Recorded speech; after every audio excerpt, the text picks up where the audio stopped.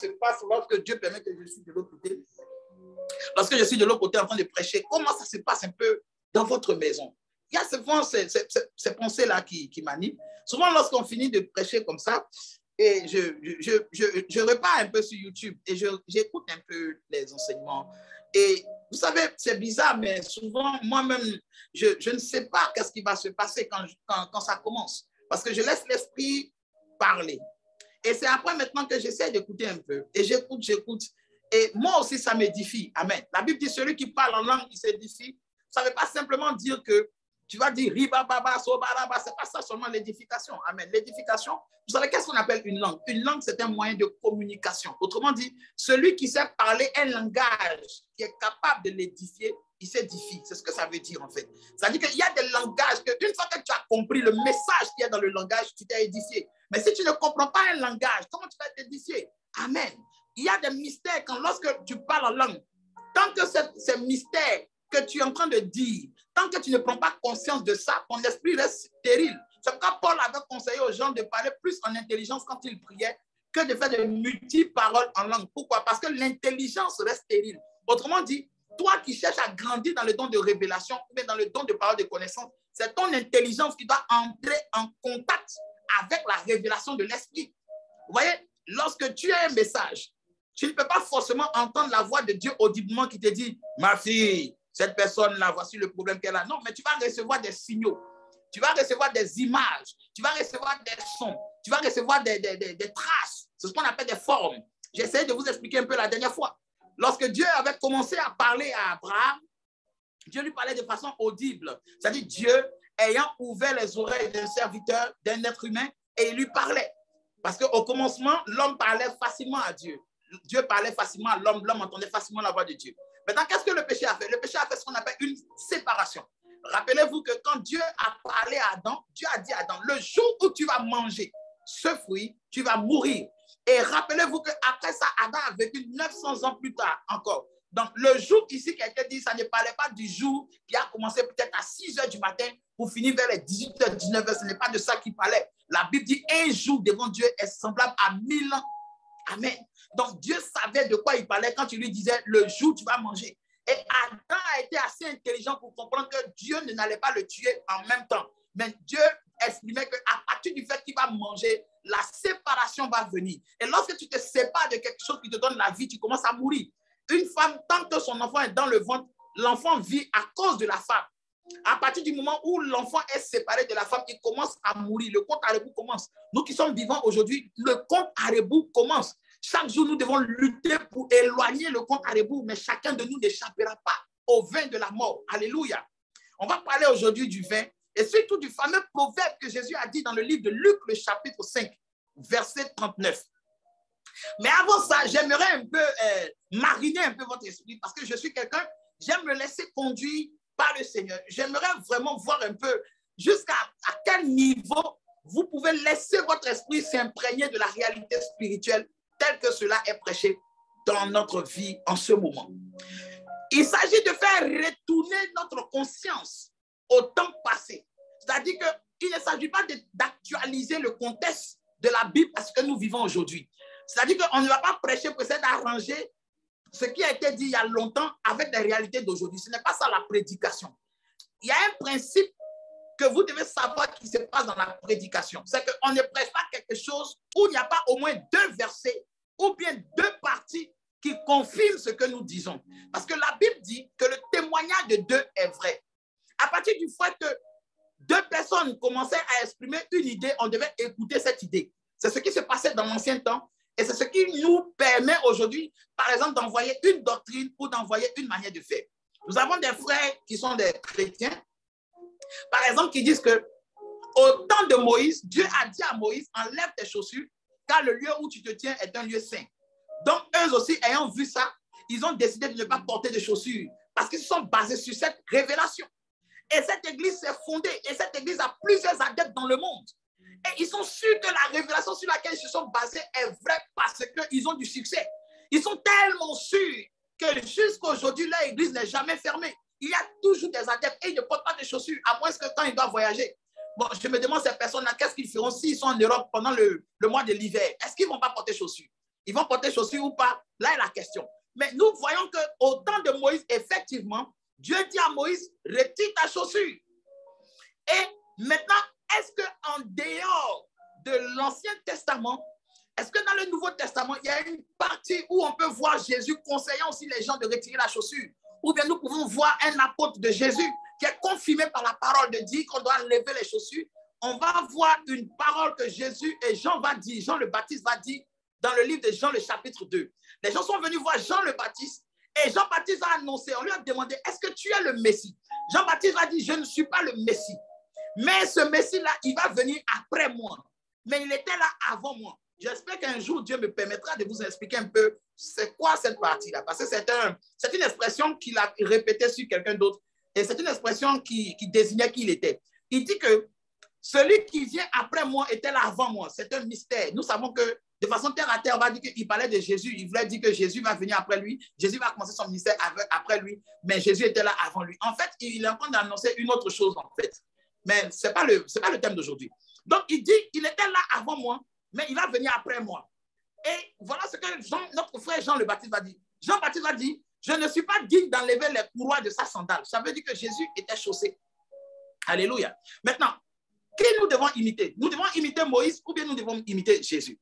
La Bible dit que Moïse a introduit la grâce, a fait entrer la loi, mais Jésus a fait quoi? A fait entrer la grâce. Amen. Donc, chacun a un point de vue en fonction de la doctrine ou de la révélation auquel il croit. Mais pour la construction d'une foi ferme et solide, est-ce que dans la Bible, il y avait des disciples qui marchaient pieds nus? Non. À partir du moment où tu réalises cela, tu commences à comprendre que tout peut être permis, mais ce n'est pas tout qui est utile. Alléluia. Je vais fermer le micro. Je vais fermer le micro de quelqu'un. Voilà. Tu peux comprendre que tout peut être permis, mais tout n'est pas utile. Tu peux recevoir beaucoup d'enseignements, mais ces enseignements ne sont pas forcément utiles pour te faire grandir. Il y a un verset de la Bible, je crois que c'est dans le livre de Proverbes, qui dit, il y a la connaissance qui enfle d'orgueil. Il y a des connaissances, lorsqu'on te fait savoir cela, tu es tellement sûr et convaincu que ce que tu as reçu détermine que tu es vraiment un enfant de Dieu, que tu as une position de spiritualité, que ça te rend tellement enflé d'orgueil que les choses les plus simples, où Dieu déploie sa puissance, où Dieu déploie sa grandeur, où le surnaturel devient tellement naturel, ces choses-là vont te passer inaperçues. Aujourd'hui, vous allez remarquer, il y a des personnes qui ne savent ni lire ni écrire, mais que Dieu appelle et Dieu utilise pour faire des grands signes et des prodiges. Pendant que ceux qui savent lire et écrire vont s'enfermer dans des maisons, gênés pendant des jours, et ils ne vont même pas recevoir le baptême même du Saint-Esprit. Alléluia. C'est pourquoi aujourd'hui, grâce nous a été donnée par le Seigneur, béni soit son nom, de pouvoir bâtir en esprit dans les temps passés et pouvoir comprendre ce que ces personnes ont compris, ce que ces personnes ont entendu, comment ces personnes étaient convaincues que ce Jésus de Nazareth n'était pas un imposteur, il n'était pas quelqu'un qui fabriquait, mais il était réellement ce que la Bible avait dit qu'il était. Alléluia. Ce que la Bible savait qu'il était. Et aujourd'hui, tous ceux qui ont le témoignage de Jésus-Christ sont convaincus que ce que la Bible a dit qu'il est, c'est ce qu'il est. Alléluia. Nous bénissons le Seigneur. Nous allons prendre notre Bible dans le livre de Luc, le chapitre 5. Luc, le chapitre 5, à partir du verset 39. Alléluia. Normalement, c'est le verset 39 qui nous intéresse. Mais nous allons lire le verset 37. On va commencer par le verset 37 pour lire au verset 39. Alléluia. Je vais faire la lecture. Et personne ne met du vin nouveau dans de vieilles outres. Fermez vos micros, s'il vous plaît. Et personne ne met du vin nouveau dans de vieilles outres. Autrement, le vin nouveau fait rompre les outres. Il se répand et les outres sont perdues. Mais il faut mettre le vin nouveau dans des outres neuves. Et personne, après avoir bu du vin vieux, ne veut du nouveau, car il dit, le vieux vin est bon. Alléluia. Alléluia. Merci Saint-Esprit. Père, nous te restons toute la place. Donne gloire à ton nom, au nom puissant de Jésus. Amen. Vous savez, cette partie de la Bible, là, cette partie de l'histoire de Jésus nous intéresse bien. Le thème de ce message est le meilleur vin est vieux. Amen. Si vous avez remarqué un peu, cette partie de la Bible commence avec des pharisiens qui vont voir Jésus pour se plaindre de quelque chose qu'ils ont remarqué. Amen. Parce que le plus souvent dans la Bible, vous allez voir que les pharisiens, même s'ils ne croyaient pas en Jésus, mais il y avait quelque chose qui les poussait à suivre le ministère de Jésus de près. Vous allez remarquer une chose qui va se passer dans votre vie. Vous allez remarquer qu'il y a des prières que vous allez faire pour vous éloigner des gens qui vous persécutent. Vous allez faire des prières pour pouvoir fuir certaines choses qui peuvent vous ralentir, certaines choses qui peuvent vous affecter, certaines choses qui peuvent changer même votre vision. Vous allez vous éloigner de ça. Mais il y a des gens qui seront toujours là. Il y a des personnes qui seront toujours là comme des caméras, comme des détracteurs pour pouvoir surveiller vos faits et gestes ou bien pour trouver des occasions de renier la foi auquel que vous croyez. Et les pharisiens suivaient Jésus parce qu'il y avait quelque chose qu'ils n'avaient pas compris. C'est que pour eux, quand un imposteur vient, il va faire du bruit et il va répartir. Mais voici quelqu'un, à chaque fois, sa popularité augmente et il va de succès en succès. Vous savez, c'est très facile de ne pas combattre quelque chose qui va s'étouffer de par lui-même. Quelque chose qui commence et qui va mourir parce qu'elle manque de solidité. Quand vous commencez, par exemple, une relation avec quelqu'un, quand vous commencez, par exemple, à vous engager dans une affaire, quand vous commencez, par exemple, à tisser un lien d'amitié ou un lien d'amour avec quelqu'un, et vous n'avez pas assez de base solide, vous n'avez pas de choses que vous mettez en relief, vous mettez ensemble ou en commun pour vous permettre de pouvoir durer, la chose mourra d'elle-même. L'ennemi n'aura pas forcément besoin de vous attaquer. L'ennemi n'aura pas forcément besoin de serrer les coups ou de se révéler dans les songes. Mais la chose même que vous vous évertuez à mettre ensemble, si vous n'avez pas de racines, si vous n'avez pas des choses qui sont en commun, qui peuvent vous aider à pouvoir avancer, la chose même va mourir. Écoutez ce que la Bible nous dit. La Bible nous dit que deux personnes ne peuvent pas marcher ensemble s'ils ne sont pas au moins entendus sur une chose.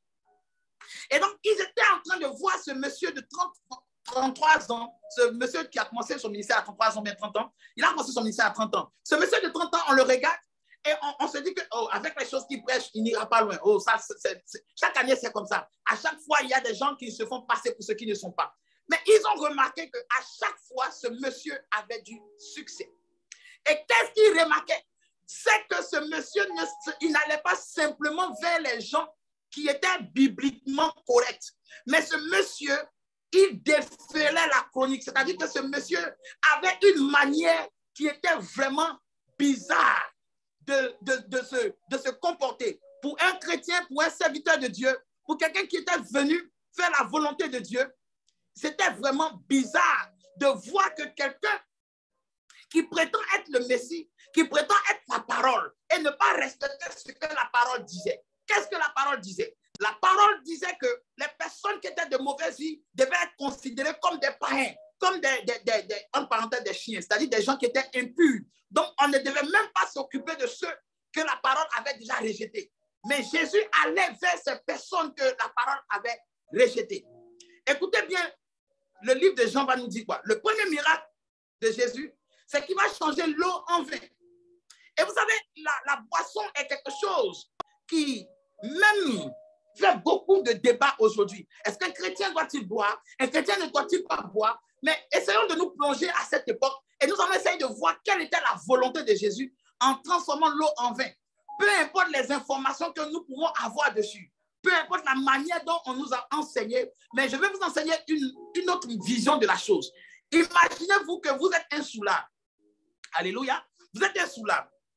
Et à cause de votre attachement à la boisson, vous évoluez dans une société où on vous a déjà classé. Aucun pasteur, aucun sacrificateur, aucun lévite ne perdra son temps pour venir prier pour vous ou bien vous annoncer la parole parce que la Torah ou la loi qui a été prêchée à l'époque vous a déjà mis à l'écart. Et vous attendez qu'il y ait un prophète qui dit vient de Dieu et il a changé l'eau en vin. Est-ce que vous allez rester à la maison ou bien vous allez aller voir ça? Vous irez sûrement le voir. Pourquoi? Parce que cette personne-là a envoyé un élément nouveau que vous n'aviez pas l'habitude de voir. Cette personne a envoyé quelque chose qui vous intéresse. Il a envoyé ça dans la religion qu'il est venu prêcher. Alléluia. Est-ce que quelqu'un me comprend? Ce qui veut dire que Jésus a mis en scène ici une stratégie pour attirer les gens. Sûrement que les gens sont venus de partout. Et la nouvelle qui a été prêchée, c'est le Jésus qui fait les miracles, qui dit qu'il est le Fils de Dieu là. Il a changé l'eau en vin. Les gars, allons-y boire. Il y a une des choses que la boisson réussit à faire. La boisson arrive à réunir les gens qui l'aiment. Les gens qui aiment la boisson se réunissent sans problème. C'est comme ça que nous, les chrétiens, si nous aimions réellement le Seigneur et que nous aimons tous le même Seigneur, il ne devait pas avoir de problème pour nous de nous réunir. Parce que Jésus a dit que son sang était représenté par le vin. Rappelez-vous, pendant la Sainte Seine, il a donné le vin et il a dit, ceci est mon sang, le sang de l'alliance. Donc, de la même manière que le vin, la boisson, permettait aux soulats de se rassembler, de même que le sang de Jésus doit permettre à ce que tous les membres, toutes les églises, tous les fils de Dieu puissent se rassembler autour de lui qui est la boisson originale. Qu'est-ce qui s'est passé? Qu'est-ce qui s'est passé dans la tête du Messie? Quel était son plan de pouvoir utiliser une boisson alcoolisée pour amener les gens jusqu'à lui? Je me demande si aujourd'hui, si un prédicateur venait sur la scène mondiale et il commençait à prêcher pour dire, vous savez, quand Jésus a consommé l'eau en vin, c'était surtout pour attirer tous les gens qui étaient rejetés, tous les gens qui étaient amoureux de la boisson à venir vers lui. Ah oui, parce que vous devez savoir que le Saint-Esprit est une boisson enivrante.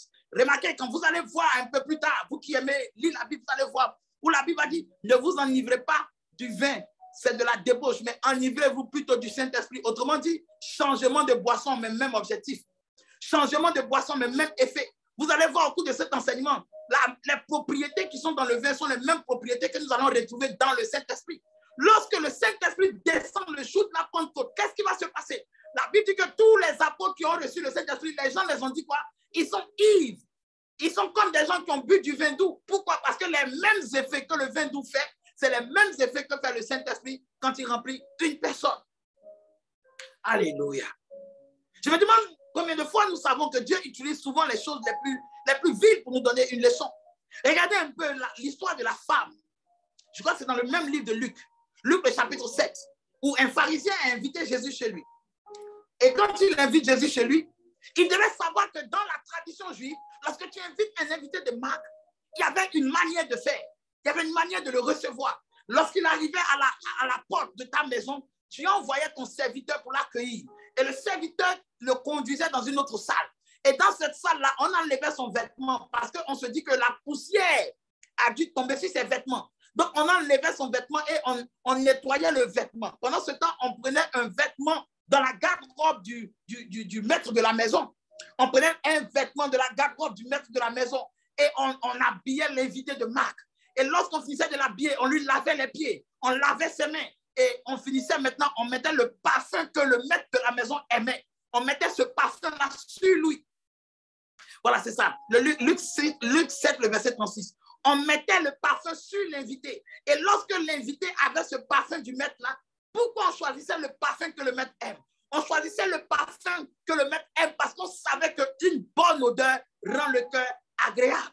Une bonne odeur rend le cœur agréable. Une bonne odeur rend le cœur agréable. Comme une bonne réputation amène surtout la faveur. Les gens seront prêts à te recevoir lorsqu'ils ont une bonne réputation de ton nom. Lorsque les gens entendent du bien sur toi, ils ne se méfient pas en ta présence.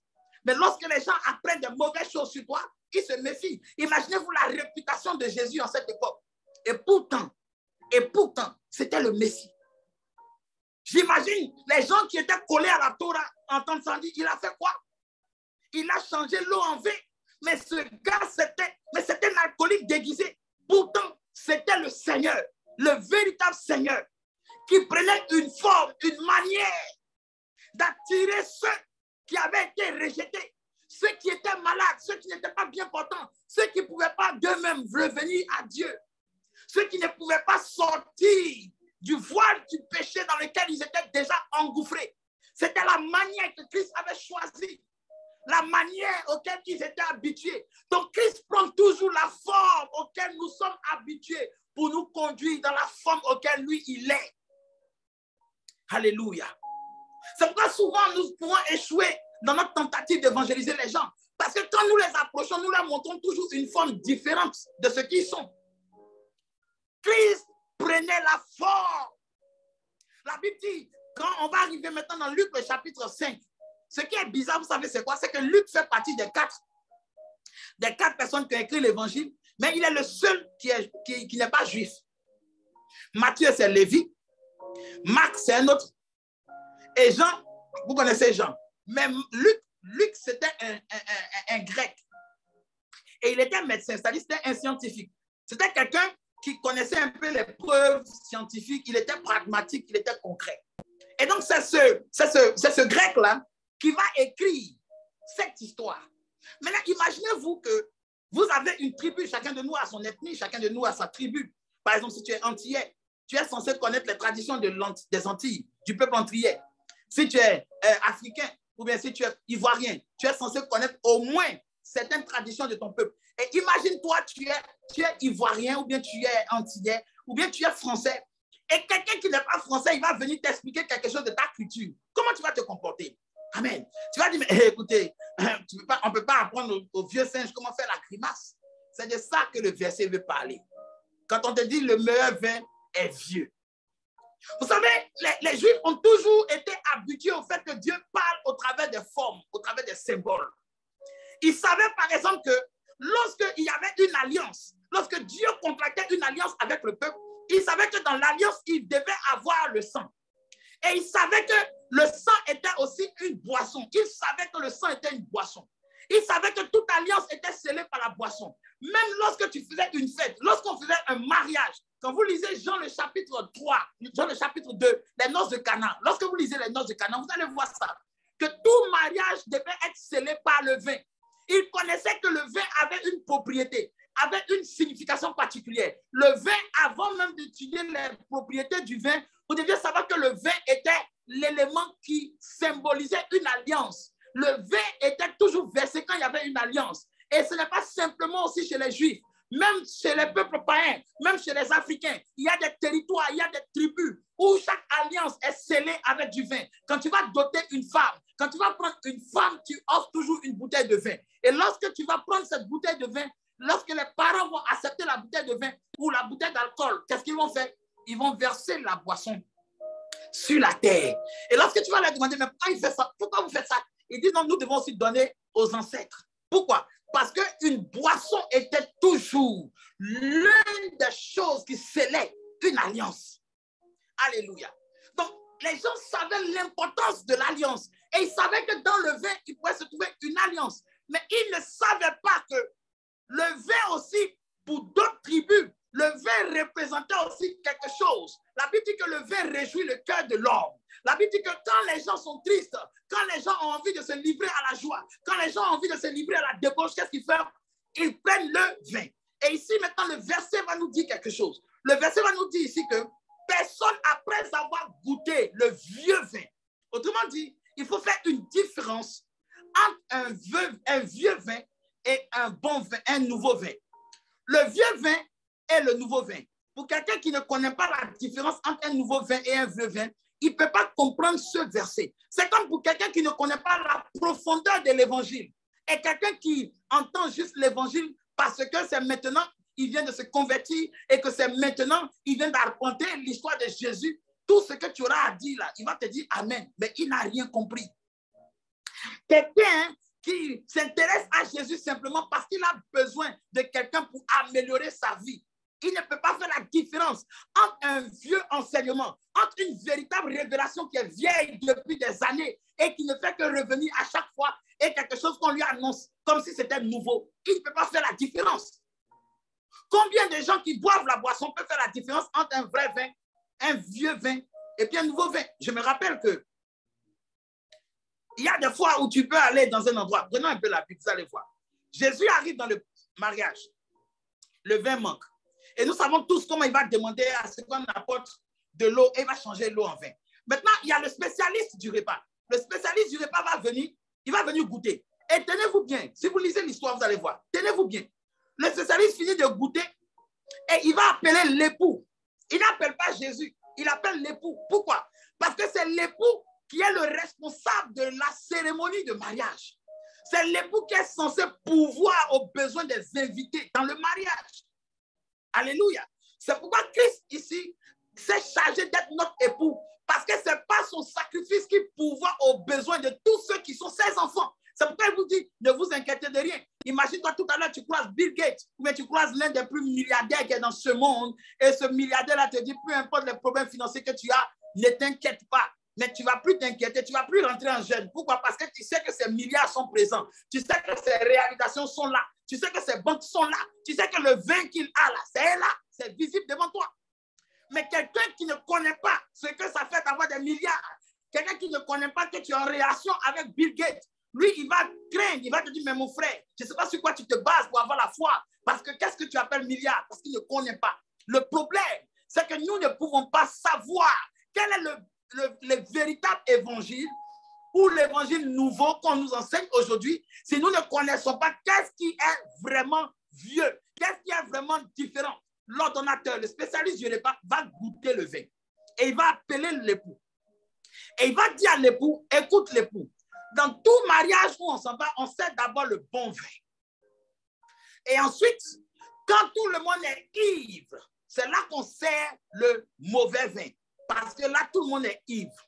Mais toi, tu as gardé. Vous savez, la différence ici se trouve dans le mot garder. Il dit, tu as gardé le bon vin.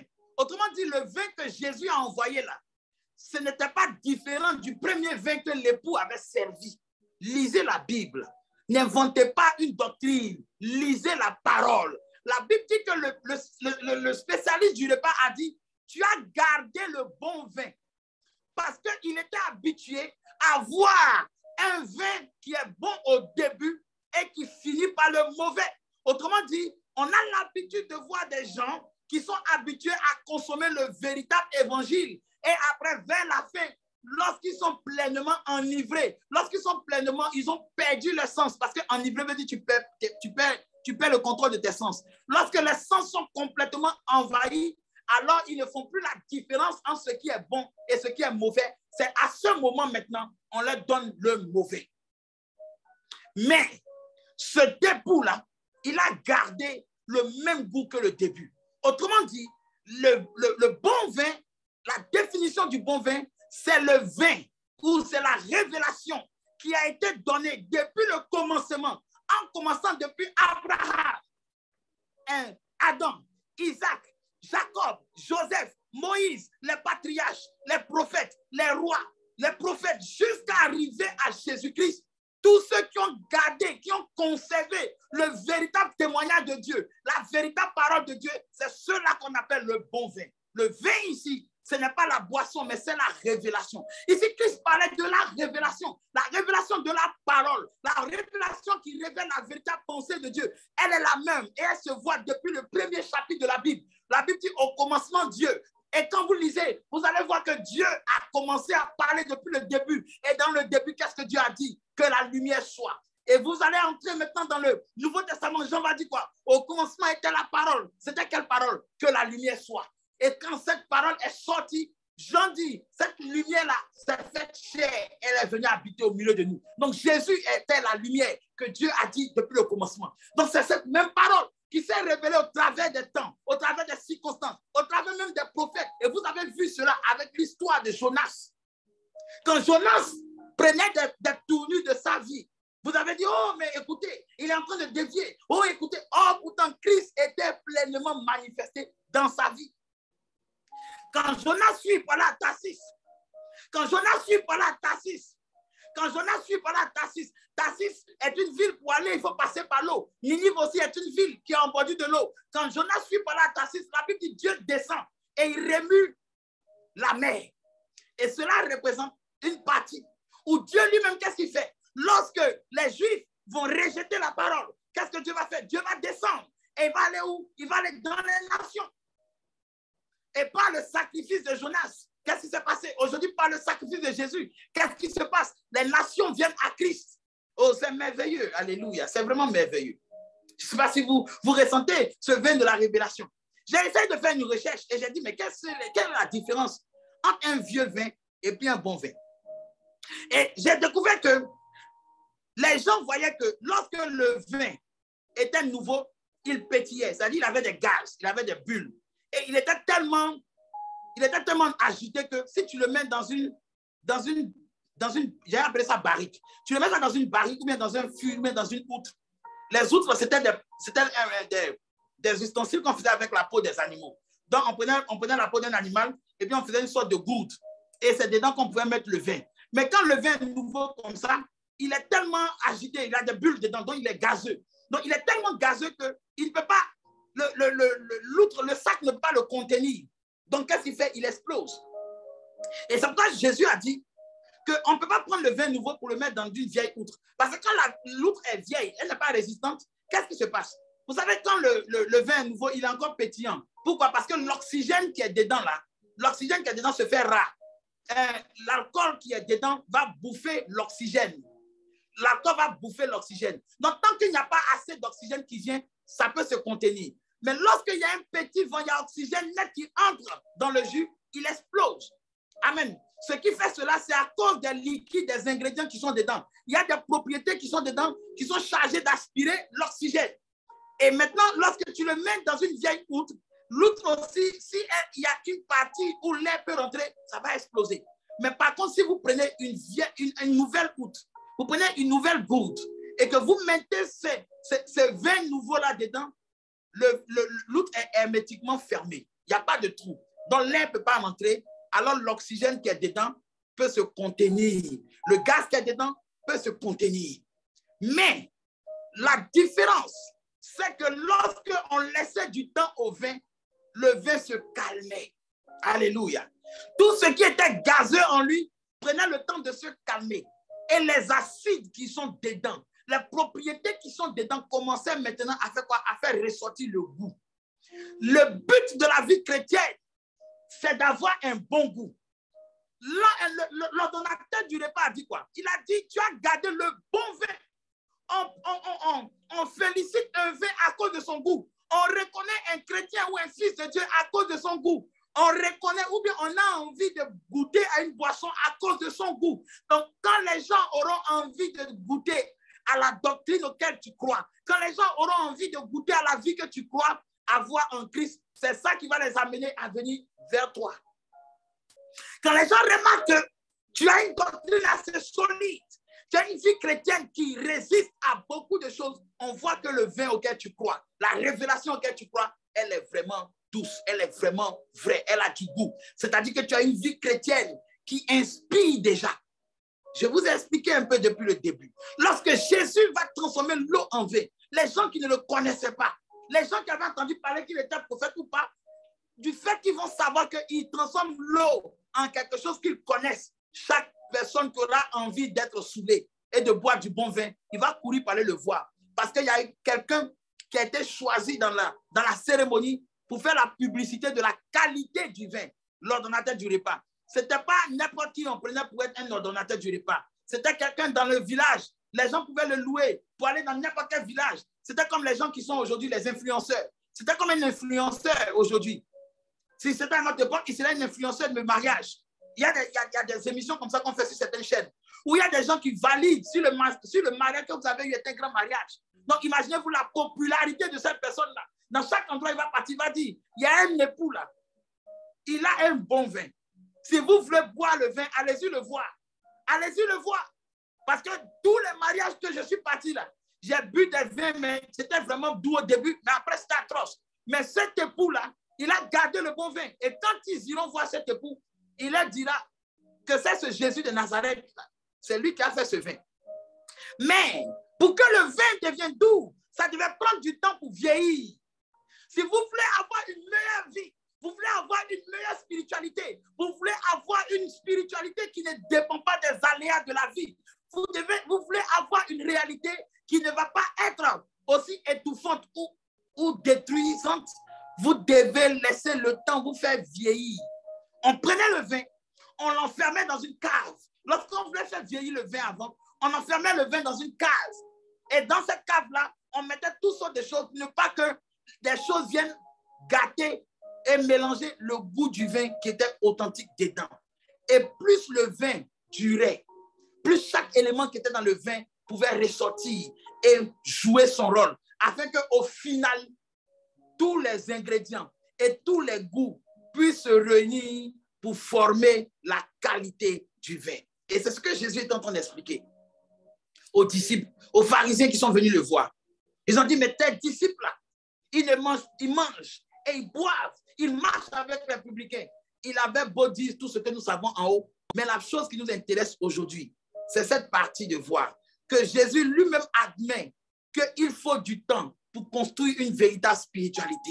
Il faut du temps pour construire des véritables projets. Il faut du temps pour reconnaître la véritable valeur d'une chose. Le temps révèle la véritable valeur de chaque chose. Le temps révélera si le don spirituel que tu as aujourd'hui, il est véritable. Le temps révélera si la manière dont tu pries là, c'est cette manière qui est véritable. Le temps révélera si la spiritualité auquel tu aspires est vraiment cette spiritualité auquel tu as été appelé. Le temps va déterminer. Si tu veux, il faut multiplier les prières. Si tu veux, il faut multiplier les programmes. Si tu veux, il faut multiplier tous les prophètes. Mais il y a des choses en toi qui ne changeront jamais. Parce que ce n'est pas la prière d'autrui qui va faire changer ces choses. C'est le temps que tu vas prendre pour te former, pour te laisser travailler, pour te laisser conduire, pour faire ressortir ce qui est déjà à l'intérieur de toi. C'est ça qui va faire ressortir le véritable goût qui est en toi.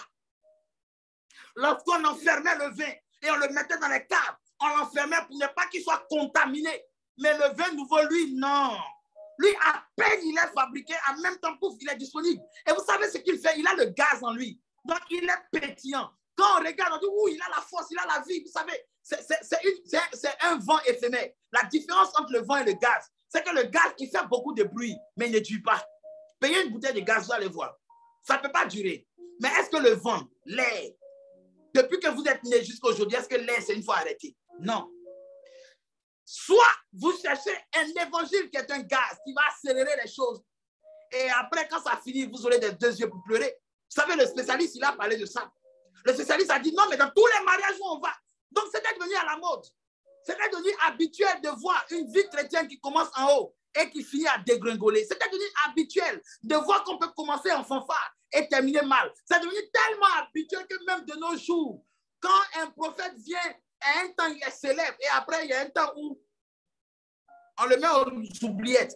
Il y a un temps, quand ça arrive, tu choisis des termes, des évangiles. Tu choisis, ou non, mais lui là, il prêche bien, je suis avec lui parce que actuellement, j'ai besoin de rapprocher du Seigneur. Dès qu'un autre prophète arrive, il dit, je vois, tu cours, maintenant tu t'en vas. Oui, oui, j'ai besoin de miracles. Tu balances, tu vacilles. Mais tout ce que tu fais aujourd'hui, le temps va déterminer ce que tu seras et quel goût tu seras. Dieu ne va jamais juger un prophète pour dire, pourquoi tu as prophétisé sur la terre? Il va lui demander, est-ce que tu as atteint le but? Parce que Dieu lui-même veut boire un vin de qualité. C'est pourquoi Jésus lui-même l'a dit, personne après avoir goûté le vin. Le problème, c'est de goûter le vin. Le problème, c'est de goûter ta spiritualité. Le problème, est-ce que tu donnes envie qu'on goûte ta spiritualité? Est-ce que tu donnes envie qu'on goûte ta vie chrétienne? Est-ce que tu donnes envie qu'on goûte le Jésus auquel tu pries? Oh, yes. Oh, yes. My God. Merci, Saint-Esprit. Il dit, personne n'a goûté le vieux vin. Et ce vieux vin-là, c'est le temps qu'a pris, c'est le vin qui a pris le temps de faire ressortir tous les aspects qu'il pouvait offrir, tous les goûts qu'il pouvait offrir, les acides qui sont en lui, les éléments qui sont en lui ont pris le temps de se mélanger et de faire ressortir leur qualité, leur but ultime, leur transformation ultime. Vous savez, par exemple, quand vous regardez Jésus, il a pris 3 ans et il enseignait des choses à ses disciples. Il y a des choses qu'ils ont compris, il y a des choses qu'ils allaient comprendre plus tard. Mais la chose la plus importante, c'est qu'il a réussi à les enseigner de telle sorte que lorsque le Saint-Esprit est descendu sur eux, ils ont été complets. C'est-à-dire, c'était des serviteurs, ils prêchent la parole, ils font les miracles, et les miracles ne les empêchent pas de prêcher la parole. C'était des gens, la parole pouvait être convaincante et les miracles pouvaient aussi les suivre. Et Dieu appuyait les paroles par les témoignages. Mais aujourd'hui, nous avons une catégorie. Soit le prophète est puissamment utilisé dans les miracles, même niveau parole, il enseigne des conneries. Soit il est utilisé dans la parole, mais niveau puissance, c'est du béaba. Pourquoi? Parce que le vin est encore nouveau. Parce que la transformation que produit la révélation des Écritures ne vous laisse pas le temps de faire ressortir les ingrédients qui sont en vous, qui ont besoin de mûrir, les acides qui ont besoin de se déployer. Vous savez que l'acide, ça fait mal. L'acide, quand tu le bois, vous savez que quand vous buvez la boisson, l'acide qui est dedans, ça peut détruire votre foie, ça peut détruire beaucoup de choses. Mais pourtant, c'est ce qui est nécessaire pour que le goût soit agréable. Et il y a une acidité que Dieu envoie comme enseignement. Il y a des enseignements qui viennent, ça vous brûle. Ça a pour but de révéler la noirceur qui est dans votre cœur. Mais tu es convaincu que c'est parce que les gens me font du mal. Ouh là, les gens me font trop de mal, ça connaît ça. Sinon, moi, je suis une bonne personne. La Bible dit Jésus ne se confiait pas à l'homme parce qu'il savait ce qui était dans l'homme. Tout homme a une part de méchanceté. Tout homme a une part de méchanceté. Tout homme a une part de méchanceté en lui. Tout homme a une part de vilaineté qu'il cache en lui. Tout homme a une part de mauvaises choses qu'il cache en lui et qu'il a peur que cela soit exposé. Et Jésus n'avait pas peur d'exposer les choses. Il n'avait pas peur. Il a regardé un jour Pierre et il a dit que le Fils de l'homme va être tué. Et le troisième jour, il va ressusciter. Pierre dit, oh Seigneur, c'est pas possible. Ça à Dieu ne plaise. Il a regardé Pierre et il lui a dit, arrière de moi Satan, car tes voies sont opposées à celles de Dieu. Il n'a pas caché de dire à Pierre, Satan t'a réclamé. Je me suis toujours posé la question, mais pourquoi toujours Pierre? Donc ça veut dire que les Barthélemy, là, Satan ne les réclamait pas. Non, ça veut dire que les Philippe, tout cela, Satan ne les a pas réclamés. Mais pourquoi Pierre et Jean? Pourquoi?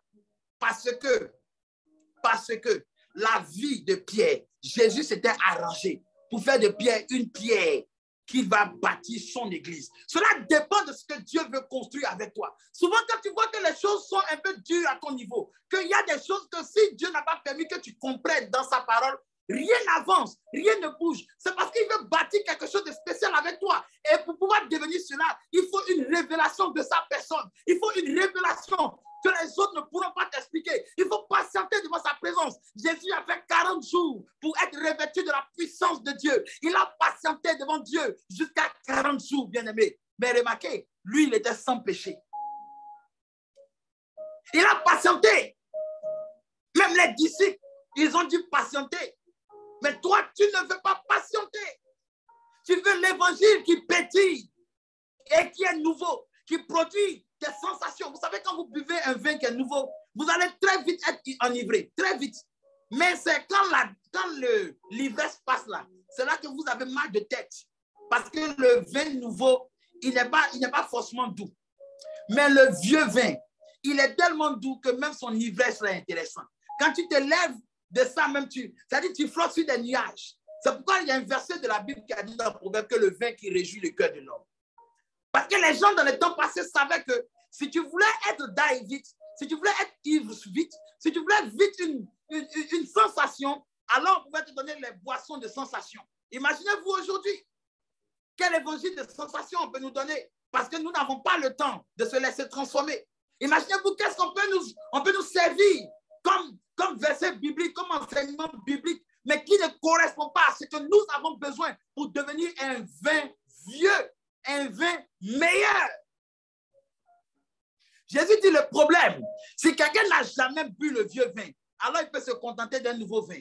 Si quelqu'un n'a jamais goûté à ce que la véritable transformation de pécheurs en personnes utilisées par Dieu, si quelqu'un n'a jamais goûté ça, alors ce n'est pas la peine même qu'il écoute ce message. Mais si quelqu'un sait comment, lorsque tu te laisses transformer par la révélation de l'Esprit, lorsque tu te laisses sceller par Dieu, lorsque tu laisses Dieu creuser à l'intérieur de toi et tout réparer, et que Dieu envoie maintenant le baptême authentique du Saint-Esprit, tu deviens comme Paul, comme Pierre, qui n'ont jamais pu retourner en arrière, qui n'ont jamais pu être ébranlés.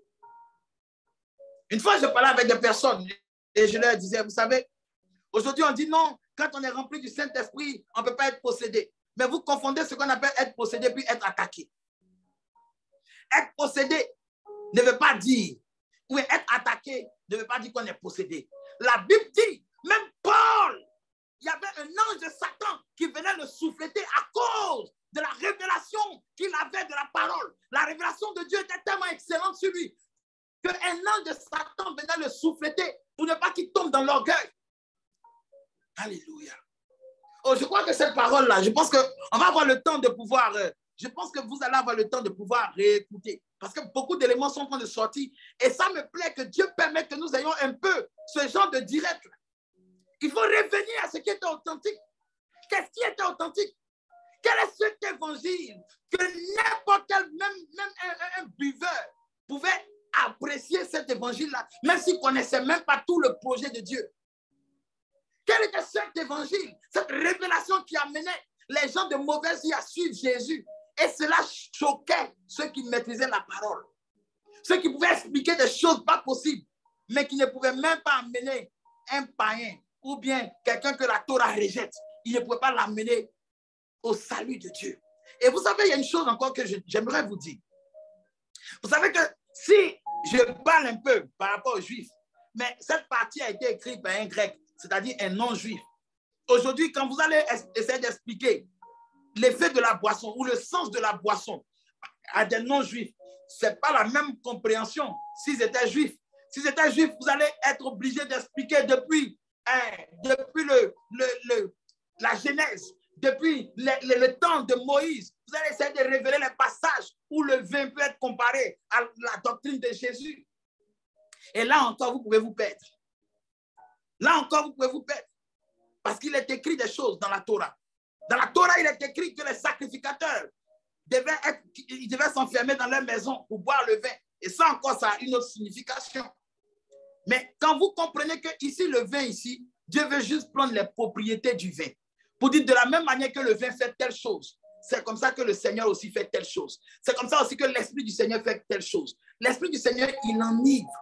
Et les effets de l'ivresse du Saint-Esprit, ça dure plus que les effets de l'ivresse de l'alcool.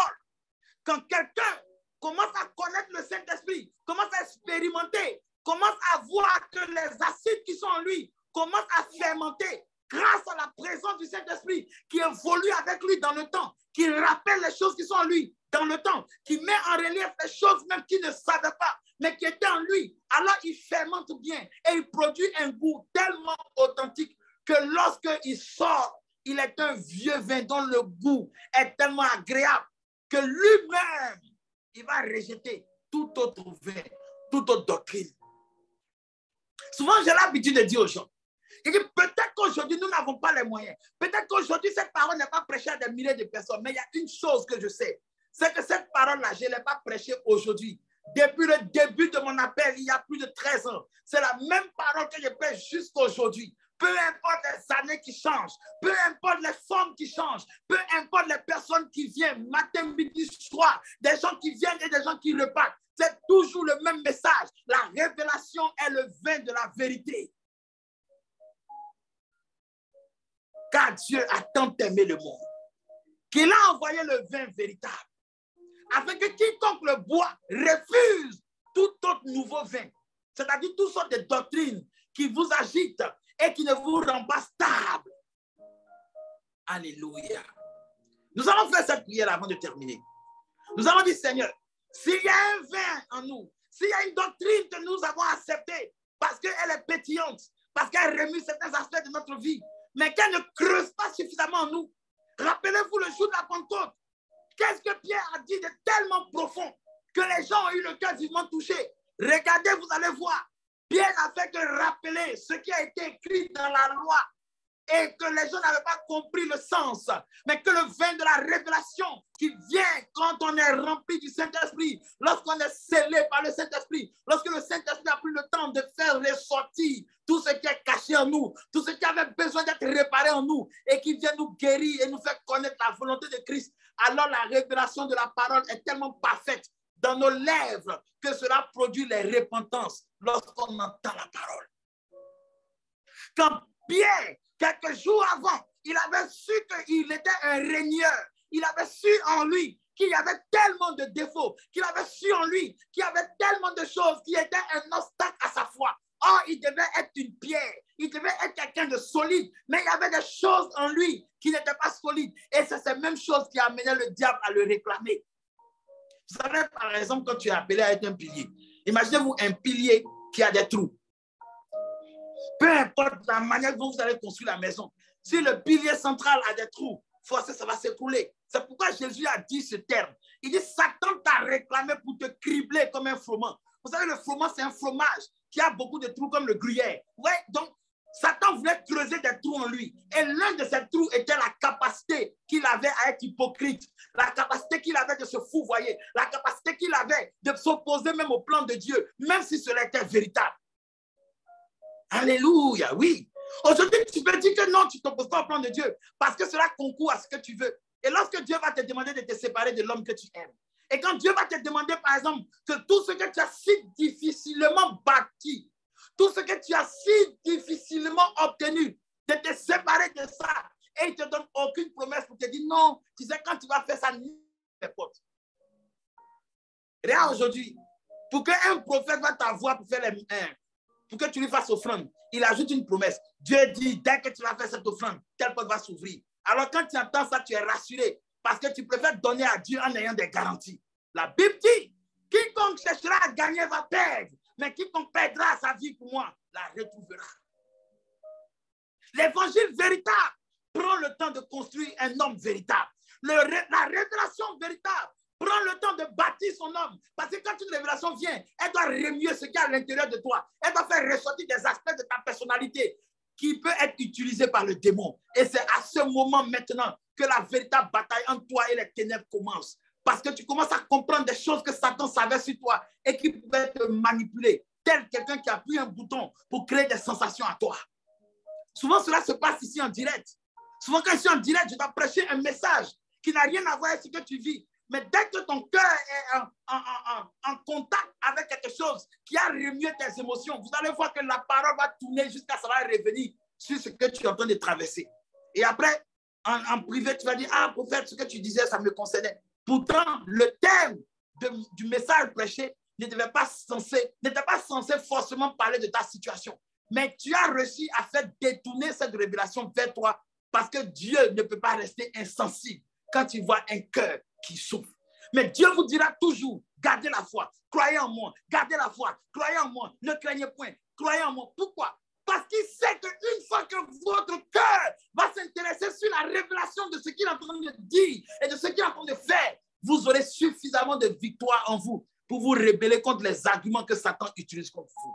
Nous allons prier ce soir. L'onction que tu cherches est déjà prévue pour toi. Mais est-ce que le goût que tu dois produire, est-ce que tu as le temps de laisser cela? Vous savez ce qu'on appelle la fermentation? Après, allez-y sur Google et puis cherchez. La fermentation, le temps que le vin prend pour fermenter, pour durer, le temps que ça prend, il y a des choses qui se passent en elle. Il y a de l'air qui est en elle qu'elle doit consumer. Elle doit consumer. Et l'air ici représente quoi? L'air ici représente les compromis auxquels nous ne voulons pas renoncer. Vous voyez, il y a des compromis auxquels nous ne voulons pas nous détacher. Souvent, nous sommes attachés à certaines choses. Nous sommes attachés à des trucs qui nous tiennent à cœur. Nous savons que nous devons laisser cette chose. Nous savons que nous ne devons pas nous intéresser à cette chose. Nous savons que nous devons laisser cette chose-là. Le Seigneur va régler. Mais nous disons, oui, Seigneur, je te laisse. Mais tu vois, non, ma main encore dessus, quoi. Vous voyez, oh Seigneur, prends ma vie. Vous voyez, je prends ça pour faire la vie. Et tu dis, Seigneur, voici, prends ma vie, je te donne ma vie. Il dit, mais maintenant lâche ma vie. Tu dis, oui, Seigneur, je lâche ma vie. Il dit, mais oui, lâche-le, j'ai changé ta vie. Il dit, Seigneur, je te donne ma vie. Donc, il y a des résistances qui sont encore là. La Bible dit que nous devons mourir. Nous devons mourir à nous-mêmes. Il y a quelqu'un qui m'a répondu sur YouTube, là. Il avait dit un certain discours. Il a expliqué que non, il ne s'agit pas simplement de mourir, on ne parle pas de la mort physique. Mais est-ce que tu sais ce qu'on appelle mourir dans la Bible? Quand on parle de mourir en soi, est-ce que tu sais de quoi ça parle? Peu importe les sens que tu peux donner, il n'y a pas de véritable transformation sans véritable sacrifice. C'est facile de renoncer à des choses dont nous n'avons pas le contrôle. Mais les choses que nous voulons avoir le contrôle, c'est difficile. Pourquoi c'est si difficile? Parce qu'il n'y a aucune garantie qui nous montre que nous allons avoir ce que nous voulons. Il n'y a aucune garantie. Si Dieu disait tout de suite à une sœur, regarde, laisse ton mari qui te fatigue là, lui-même il est trop vilain. Je vais te donner quelqu'un tellement il est beau. Toi-même, tu vas oublier toutes les douleurs. Tu vas voir que la sœur même va rentrer en jeûne pendant 3 ans pour dire merci à Dieu. Parce que quand elle imagine la beauté que Dieu va lui donner, elle va regarder le type et elle dit, maman, il y a longtemps, mais je voulais le laisser. Parce que c'est facile. Lorsqu'on s'attache à une promesse, et pour cette promesse, on peut faire des sacrifices, c'est facile. Mais lorsqu'il n'y a aucune garantie, c'est là qu'on voit la foi. Et Jésus dit, heureux ceux qui ont cru sans avoir vu, car c'est eux qui verront. Bien-aimé, la volonté de Dieu est que si Dieu te goûtait ce soir, qu'il voie que tu es vraiment vieux et que tu as un bon goût. Si Dieu te goûtait ce soir, que Dieu voie que tu as conservé un vin d'une douceur pas possible. Vous savez que la douceur fait partie des fruits de l'esprit. La douceur. Il y a des choses qui doivent caractériser. Quand quelqu'un te regarde, la première révélation qu'il doit avoir, c'est les fruits de l'esprit sur toi. Avant de dire, Dieu va t'utiliser, je vais que ta tête dont la Bible n'a jamais dit, vous les reconnaîtrez par les dons. La Bible dit, vous les reconnaîtrez par les fruits. Donc, la première révélation sur ta personne, ça doit être le fruit de l'esprit sur ta vie. Allons dans la parole. Allons dans la parole. Lorsque Anania a entendu de la part du Seigneur qu'il devait aller vers Paul, il a hésité, il a eu peur parce qu'il connaît le témoignage de Paul. Et qu'est-ce que Dieu lui a dit? Dieu ne lui a pas dit, regarde, j'ai mis en lui un don puissant de prophétie. Non, Dieu lui a dit, il sera un instrument. C'est-à-dire, Dieu a fait connaître les fruits de son appel. Il sera un instrument. C'est-à-dire, peu importe de ce que tu sais sur lui, ce que tu dois savoir qui est important, c'est l'instrument qui sera. Alléluia.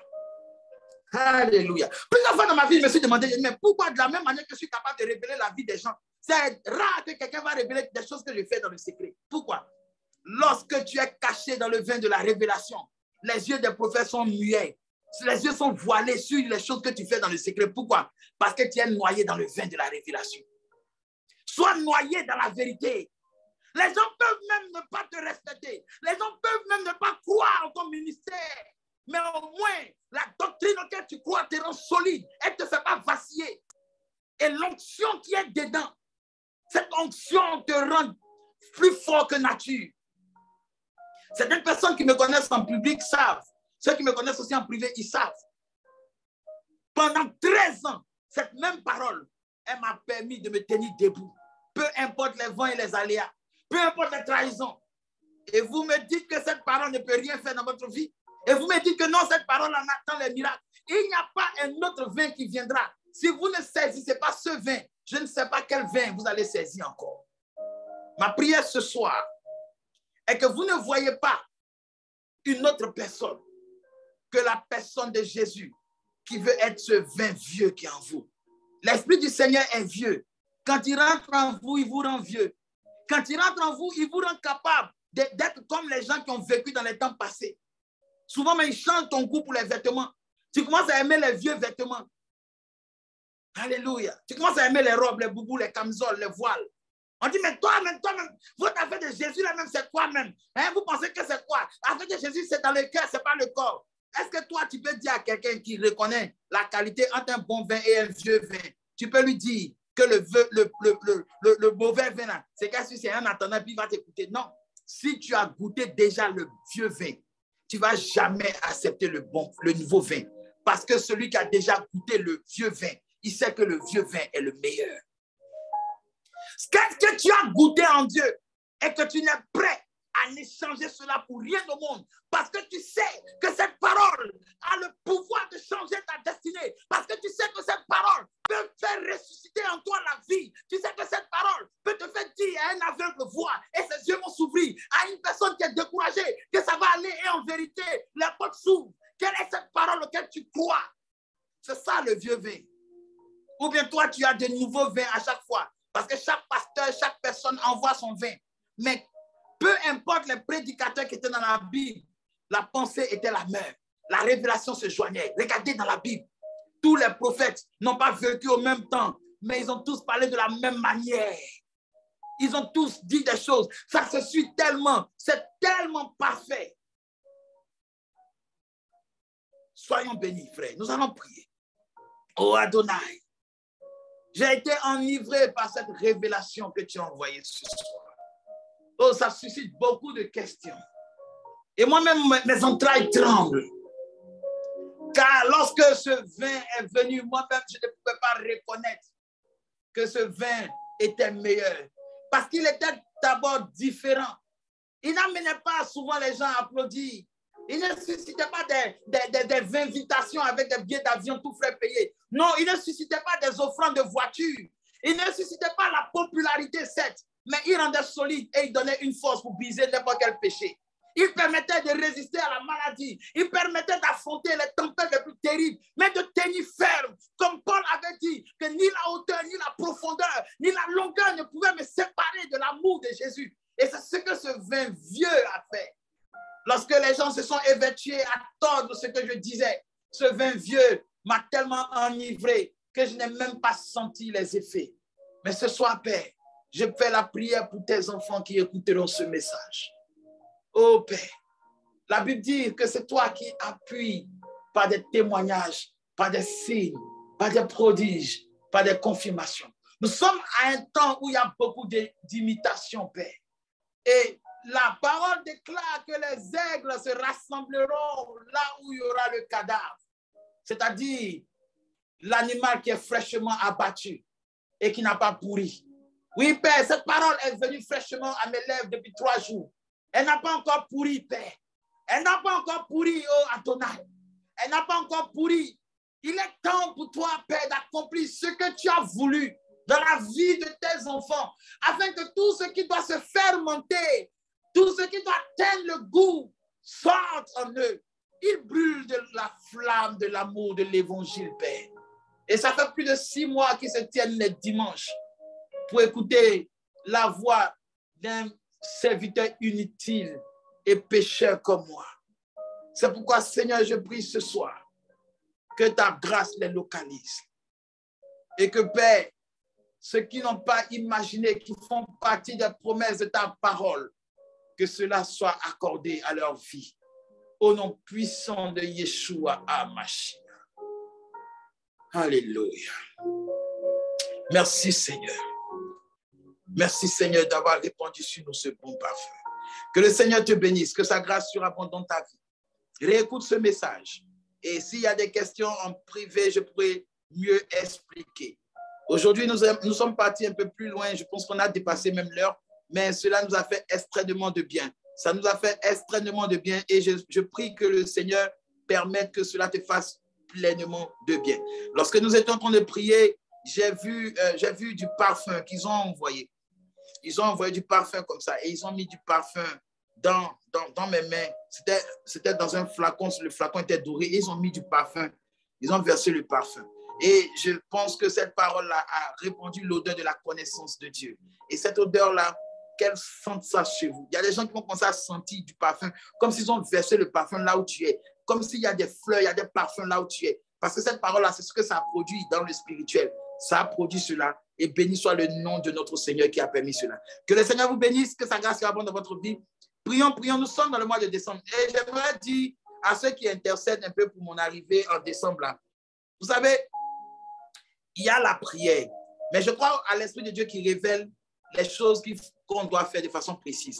Donc, on a fait cette prière-là pour demander à Dieu que s'il y a des choses que nous devons faire ce soir pour pouvoir rendre cette prière que nous allons avoir le mois prochain, pour que nous puissions le faire, que le Seigneur nous révèle cela. Parce que presque tout est déjà réuni. Amen. Il reste 2 éléments, puis tout sera déjà réuni. Donc, activons-nous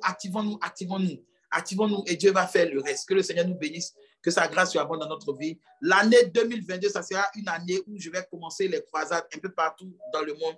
Donc, priez pour moi et je prie aussi pour vous. Que le Seigneur vous bénisse en ensemble. Shalom, shalom, shalom. Je n'ai pas oublié, je vais faire 2 jours de prière et d'enseignement sur le foyer et je vais prier pour vous pour que vous ayez un conjoint.